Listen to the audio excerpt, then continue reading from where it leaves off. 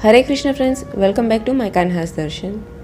The chapter 3 of Bhagavad Gita is Karma Yoga, which means the yoga of action. Now before we begin, I would request you to please like and subscribe to my channel and also click on the bell icon so that you can get my new video updates. Confused Arjuna asked why Lord Krishna seems to advocate the path of knowledge and understanding while pushing Arjuna to do the action. Lord Krishna then explains the two paths. First, knowledge, which means Sankhya or Jnana, and action, which means Karma.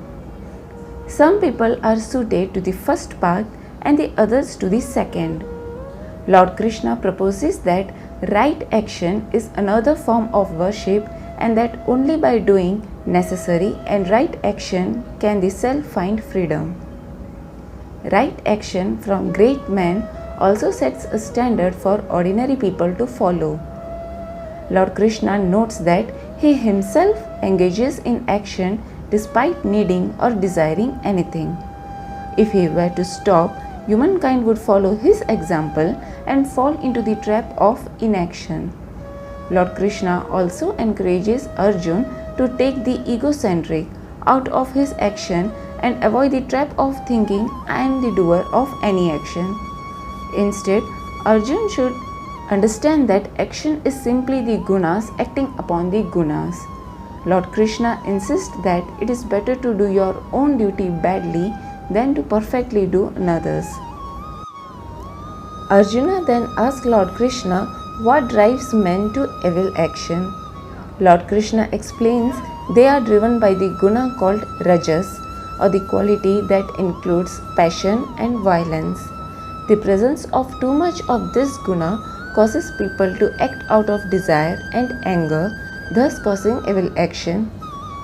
To avoid this, Lord Krishna insists the mind must be stronger than the senses and understanding of the self stronger than the mind. To understand why some people are born to take the path of action while others the path of understanding, it is important to return to the caste system. Arjuna, being of the warrior caste, is suited to the path of action through his birth. Someone of the Brahmin or priest caste would likely be suited to the yoke of knowledge and understanding practiced in meditation and the study of scripture. Central to Lord Krishna's explanation of action versus inaction or wrong action is the concept of the three gunas.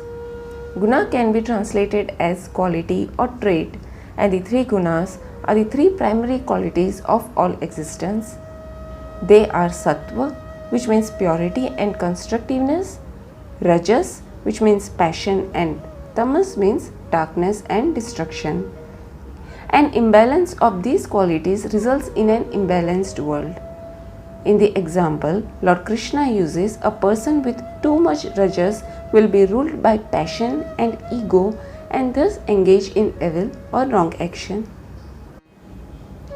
The concept of duty is central to Lord Krishna's discussion and the worldview of the individuals involved. As Lord Krishna explains that neglect of dharma would have bad social and personal consequences, Arjuna attempts to honor his dharma to the best of his ability. He struggles to understand where his true duty lies and how he can best perform worship in this situation. Lord Krishna explains that Arjuna's duty and worship lie in following through on his dharma, which as a warrior is to fight the battle in front of him. So friends, this was the summary for the chapter 3 of Bhagavad Gita. Now we shall meet in my next video with chapter 4, which is Gyan Yoga, which means Yoga of Knowledge. Till then, take care. Radhe Radhe.